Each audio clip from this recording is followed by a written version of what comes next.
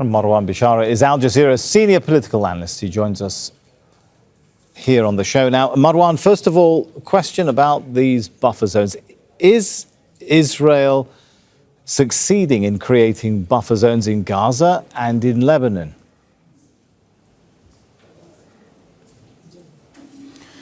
Yes, it seems it is succeeding, but kindly, let's not call it buffer zones. Let's call it what it is. Let's call a spade a spade. This is an occupation of Lebanese and Palestinian territories. In Gaza, it's reoccupation. And in Lebanon, it's certainly an occupation of large swaths of land in Lebanon. Why do I call it occupation?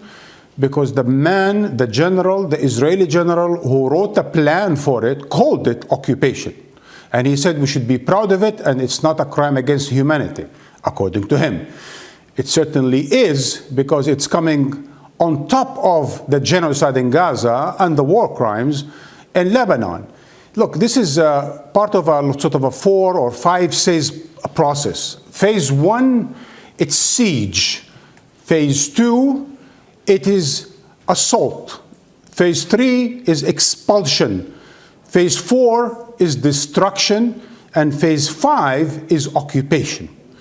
If you remember, when Israel occupied land, for example, in South Lebanon in 1982, it remained there for 18 years until it was basically pushed out by Hezbollah.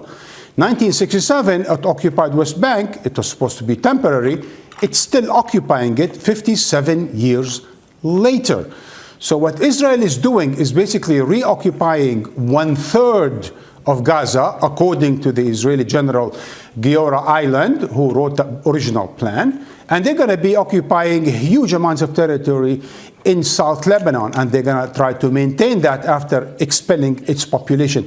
It's a huge, terrible, horrific plan on top of the genocide that's going on. Marwan, this is coming against the backdrop of elections, presidential elections in the US. We're just, I think, hours away at this point.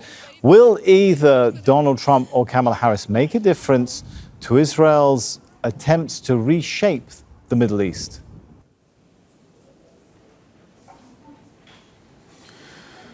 You know, I doubt it, but I think Netanyahu is already running out of steam, although he thinks he's now on top of his game. He looks like a peacock nowadays, unlike the defeated Netanyahu we saw on October 7, October 8 of 2023. He thinks he's winning the war against Hezbollah and Hamas, against Lebanon and Palestine, and he wants to go towards Syria, Iraq, and Iran. I don't think either Harris or Trump will be signing on a regional war. I think Harris is Biden light, decaffeinated, de-Zionized, if you will. Biden. I think Harris will be a bit more cautious, a bit more careful with Israel's war crimes. I think she will take a bit more distance, although it will maintain the support for Israel. I think with Trump, it's really a wild card. If you notice, Sami, neither Greenblatt nor Friedman nor even his son-in-law Kushner seem to be on the scene. So it's not clear to us where Trump exactly is going to fall on all of this. But there's one thing for sure. The last 4 years, the United States was not fighting directly in the Middle East after the withdrawal from Afghanistan.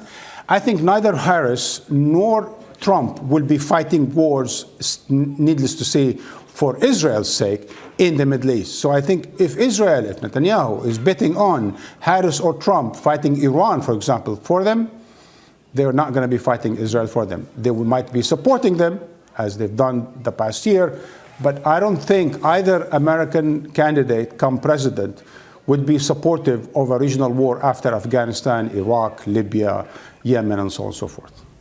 All right, thanks so much, Marwan Bishara there.